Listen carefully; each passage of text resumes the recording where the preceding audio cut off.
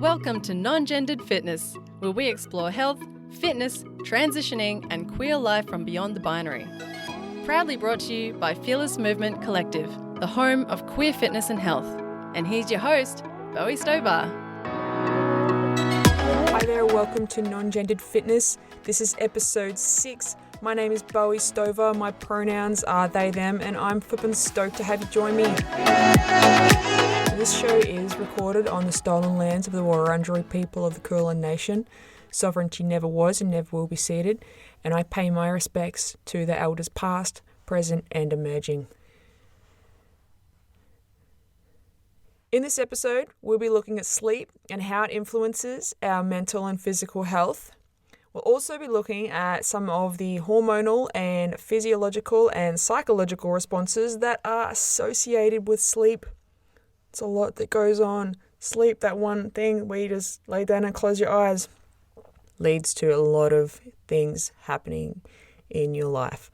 So by the end of this episode, I'm hoping that you have a better idea on why sleep is important, how sleep influences all of our bodies, and what you can do to help you get more sleep and better sleep. So why is sleep so important? So sleep is something that pretty much all living things do or are required to do. And this is to different extents, depending on, I guess, what creature you are. Okay, take a cat, for example. They sleep for something like 20 hours a day. But people generally need to get around 7 to 9 hours. So depending on who you are, what you are going to need sleep. Now, the amount of sleep that we get is directly connected to our mental health and our physical health. So what do I mean by that? Well, our body's ability to respond to stress, whether that's physical stress, mental stress, or emotional stress, maintain a strong immune response, regulate emotions, have clarity of thought and mental focus, coordinate movements, recover from physical activity, regulate hunger responses, and rationalize or make decisions are all influenced by sleep. That's huge. The implications on that, like if we take a look at the fact that that pretty much outlines everything that happens in our life. And sleep is such a huge part of that. Now, to put it into some perspective, when we function in a sleep deficit, that is to say, when we accumulate less sleep each night than what we require to function optimally. Now, everyone is different. Generally, it's between 7 and 9 hours of sleep. So let's say you're someone who needs 8 hours of sleep every night, and you know that if you get 8 hours of sleep a night, you wake up the next day, you feel fresh, you feel energized, you feel clear, you feel just motivated to just generally life. Now, if you were someone who needs 8 hours of sleep, but for 2 or 3 nights in a row get, say, 6.5 hours sleep, you're now functioning in a sleep deficit because you're not accumulating the required amount of sleep. It's like a bank deposit. You deposit sleep into your account and it stays high. But if we withdraw from our sleep account and our account becomes a bit empty, so that's a sleep deficit when we're lacking in the accumulated amount of sleep that we need. Over a period of a really short time, if you're someone who needs 8 hours of sleep and you get 6.5 hours, say for 2 nights, you're in a sleep deficit. Now, this influences the brain to such an extent that it is actually comparable in brain functionality to having a blood alcohol reading of 0.05, which in Australia is regarded as legally drunk. Now, that's really full on if you think about that. Having a couple nights of bad sleep can make your brain function as though you are legally drunk. Like, this is why sleep plays such a huge role in our lives, even if we don't really think it's such a big deal. If you look at it like that, that's kind of scary. So you imagine how many people may be out there who have had a couple of bad nights sleep, but then go drive their car and are technically functioning and a state of being legally drunk. And this is why sleep is so important, because that clarity of thought and mental focus influence in such a huge way. I know for myself, I generally function best on about 7.5 to 8 hours sleep. And if I don't get that each night, I know the next day I feel cloudy in my head. I struggle to just concentrate or remember things, which can be really frustrating because you would think, like, it seems like the simplest thing. Whether it's like I make my partner and myself a coffee each. Now, they have theirs weaker than myself. And on a morning where I haven't had a good night's sleep, I can pour the coffee into the 2 cups sitting beside each other, pour the coffee in at the different strengths that we have, top it up, put the milk in, and then look at the cups and not even remember which cup I've put the strong coffee in. And it's something so simple as that can be influenced so hugely by just 45 minutes lack of sleep, because our brain requires that to be able to function in the way that it needs to function. Now, we are all going to be different. I know some people who shared with me that they sleep for like 6 hours a night and that's perfect for them. That if they sleep too much, they actually start feeling kind of cloudy and kind of mental focus is down and the coordination is down. And we're all going to be different in that respect. But the average is about 7 to 9 hours of sleep each night to really be in a stable mental and physiological state. And it's especially concerning if you start looking at how it influences our immune response as well. I know I did this particularly when I was much younger. I used to go out and party a lot. And alcohol also contributes to that kind of negative impact on sleep as well. But I would spend a weekend out, not get much sleep at all, and then the following week I'd end up sick, I'd end up run down. And that lack of sleep is a big contributing factor to that immune response. So when we get overtired, when we get run down and not enough sleep, that's when we do tend to get more sick as well. So what is sleep? Scarily enough, scientists don't actually know what sleep is. They know how it works. They know how it influences the body. They know we lay down, we close our eyes, the body goes into a relaxed state, and our conscious brain pretty much gets put on pause. So that's kind of the physiological response to sleep. As to why we need sleep, scientists are still studying that, which I find quite fascinating because for it being such an integral part of our daily lives, and I think it's been calculated that we sleep over 20 years of our life by the time we get to an older age. So that's a huge part of our life that we spend in this state. So to me, that tells me that maybe it'd be a good thing to try and get the best sleep that I can, because I'm going to spend so much time doing it. I might as well, get the most out of it. Now, as I mentioned earlier, adults need between 7 to 9 hours of sleep. It's believed that the reason we do need sleep is so our bodies can physically recover from daily activity. So this is, just our general day-to-day life. It's training, it's any sort of physical activity that may cause stress on the body. And it's so that our brains can process and organize our thoughts and experiences. So everything that we experience each day, everything that we see, everything that we kind of do or who we interact with, our brain needs time to kind of sort through that, categorize it, put it into memories, analyze what information is necessary and what is not. And it helps to shape who we are.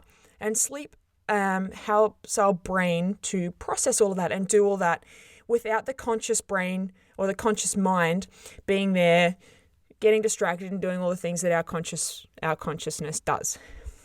Sleep is made up of 5 stages. There are 2 main stages of sleep.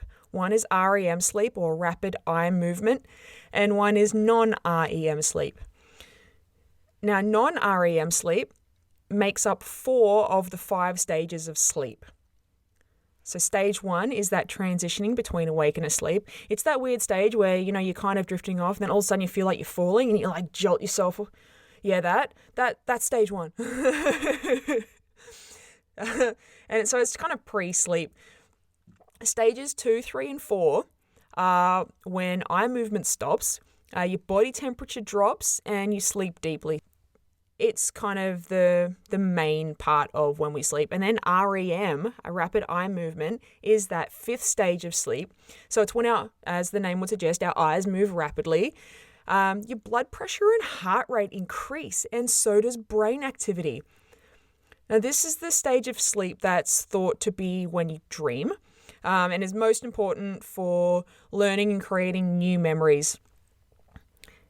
And I know from my own personal experience that if I've had experiences during the day, or I've seen people, or I've watched something, that does show up in my dream. So it makes sense. And I can see how it would be the brain's way to process stuff. And I have also learned my lessons when it comes to watching a scary movie before you go to bed, because then that shit shows up in your dream. But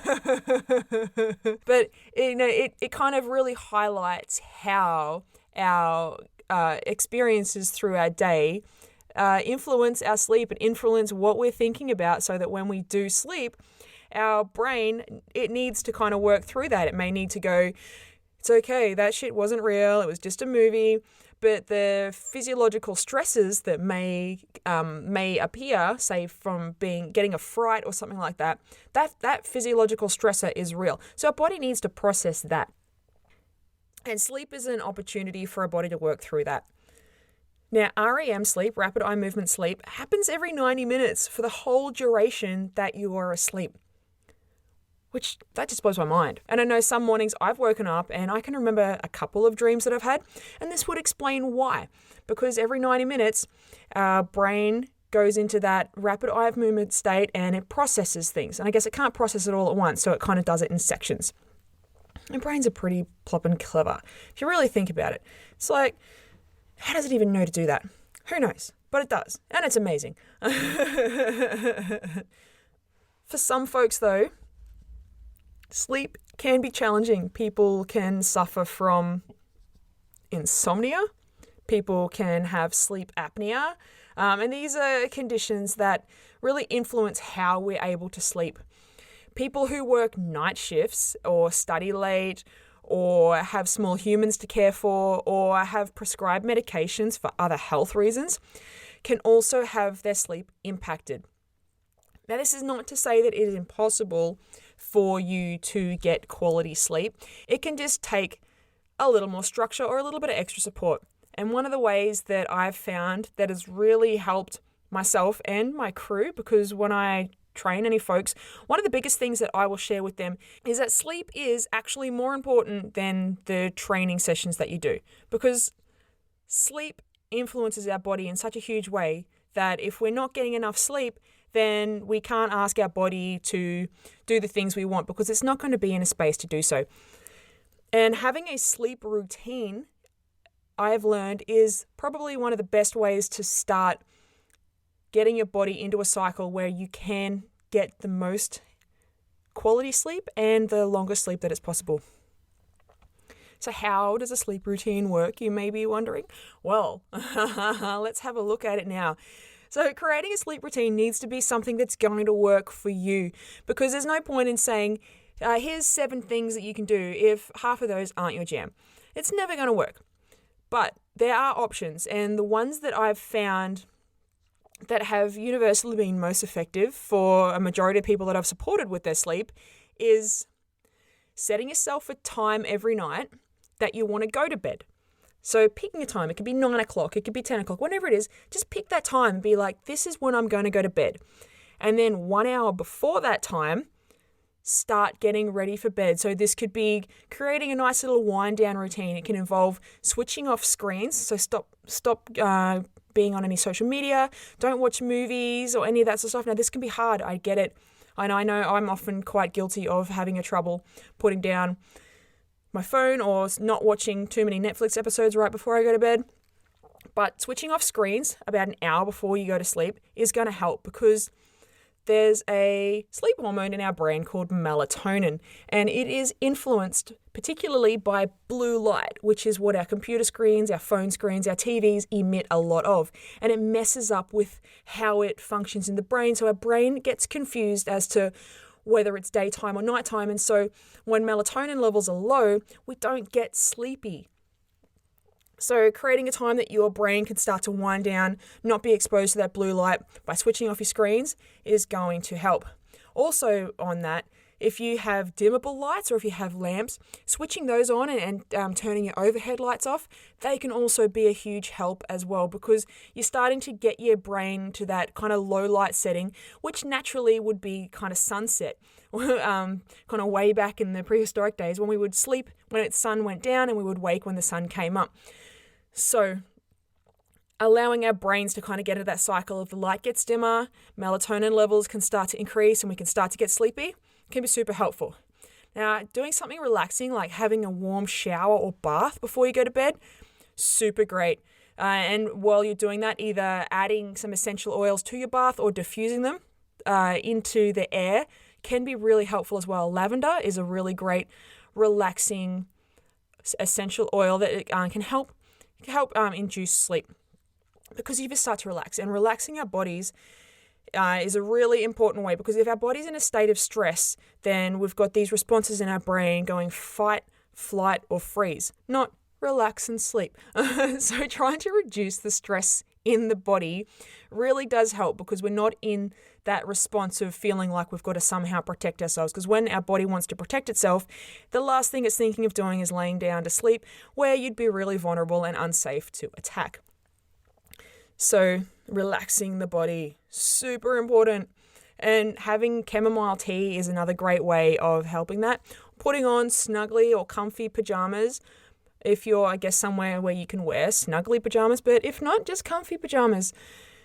What works for you, find that, because it's going to be different for everyone.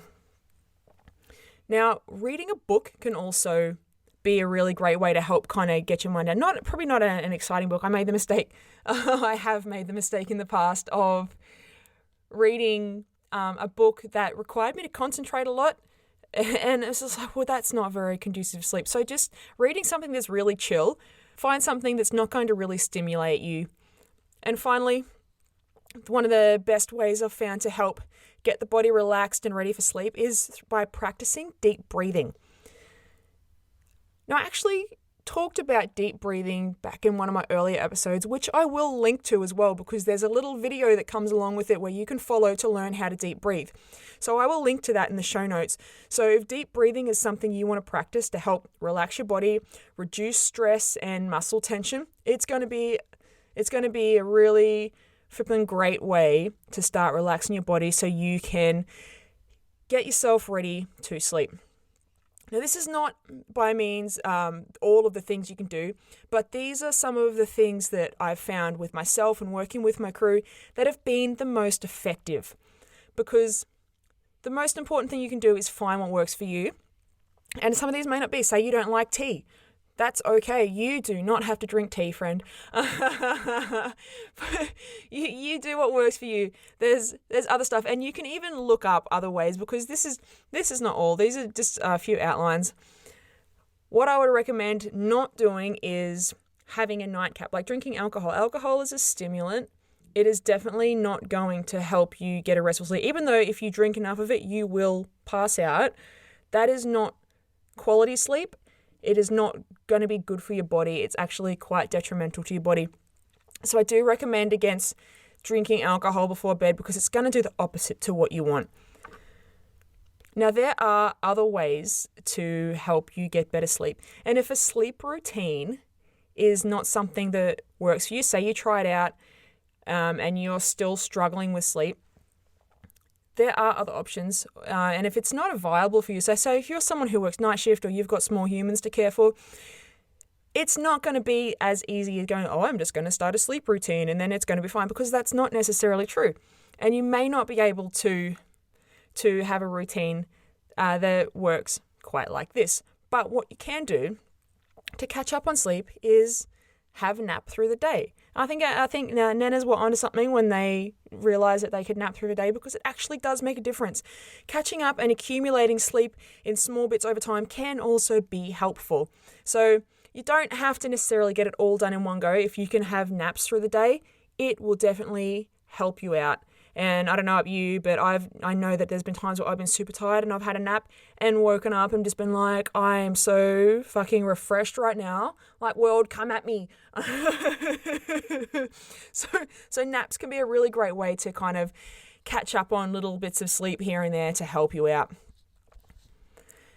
So if you can't get into that routine, finding the best way that you can relax before you go to sleep is going to help. So if you can't do that whole routine, if before you do get a chance to go to sleep, you spend some time just doing some deep breathing, that can make a big benefit because it is going to relax your body, and that's the most important part. So reducing that stress and that muscle tension in your body is going to be a really positive contributor to how easily you can get to sleep and how long you can sleep for. So if you're someone who works night shift or has to study on certain nights, try to create a routine around the nights that you aren't doing those things can also be helpful. Because remember, it's not about being perfect. You don't have to be like perfect and get this right every single time. It's not like that. But if you can do it when you can, it is going to help. And on the days that you can't do it, you do the best you can, relax in the ways that you can, do the little things that will help you as best that you can, because that's what it's all about. This is not about perfection. This is about finding little things that can just make things a bit better. And sometimes you can maybe be able to get that routine in, sometimes you may not, and that is totally okay. Now, if you are someone who has insomnia, if you are someone who has sleep apnea, or you suspect that you might have sleep apnea, because sometimes it can be hard to tell, because if you're asleep, you don't really know what's happening when you're asleep. It's like people who snore, but don't know that they snore until someone sleeps in a room with them and is just like, oh my gosh, you snore.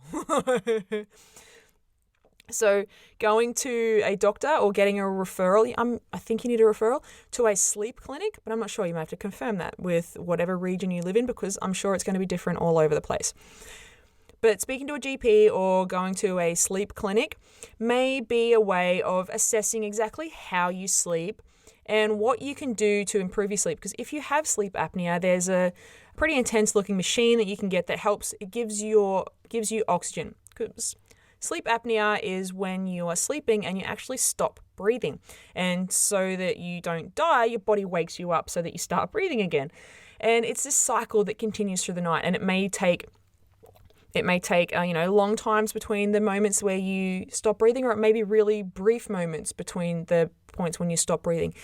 But it disturbs your sleep. So you may sleep for 8 hours, but it's really shallow sleep. You don't get that fifth stage of rapid eye movement sleep, which is really important for our health. And your GP or a sleep specialist may be able to support you with that.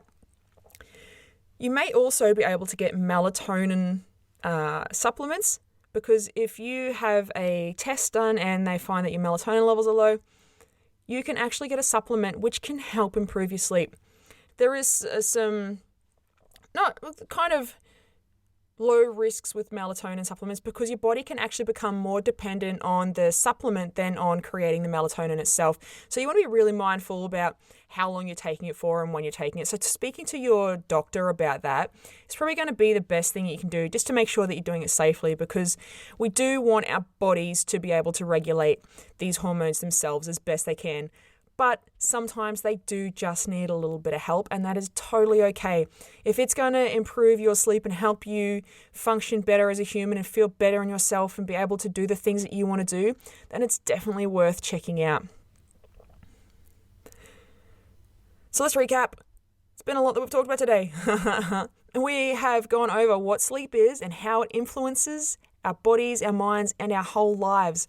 With our moods, with how we eat, with how our immune system functions, with our stress levels. Sleep is that pivotal point in how your body is going to handle a situation. So having more sleep will help you handle stressful situations better, and having a sleep deficit can make it harder to handle stressful situations, whether they are physical, whether they are emotional or mental stressful situations. We've looked at what you can do to create a sleep routine. And now this is a method that I have used myself and that has worked with a number of the people that I train as well. So it is something that you can try out. I mean, it is not about being perfect. Find what works for you. That is the most important thing. Find a few things that work for you that can help you wind down before you go to sleep at night. And we've looked at what you can do if you are unable to create a sleep routine for whatever reason, and you may need that little extra support by chatting with your doctor or seeing if you can access a sleep clinic to really find out what's going on for you. Now, if you are wanting to know how you can create your own sleep routine, I have actually made a little guide that I'm going to link in the show notes for you that you can download, fill it out, and really start planning what you can do to help support your sleep. Because sometimes it just takes writing a few dot points and having that little goal, because when you can see it kind of written down, it does make it easy to achieve. It's like, right, I know what I've got to do. And if I am feeling a bit forgetful, I can look at my sleep routine plan, and it just helps makes things easier, because sometimes I actually don't think we're ever taught. We're not really taught to create a routine for ourselves around sleep. And it's one of the biggest self-care acts that we can actually do for ourselves.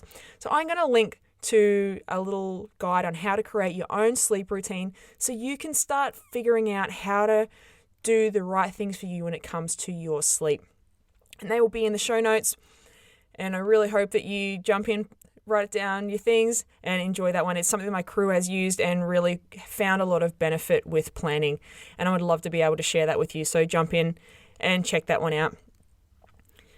Now, you can find out more about what we talked about today if you have questions by shooting us a message. You can email us, you can go to our website, www.fearlessmovement.co, and you can email us there any questions that you have about the show.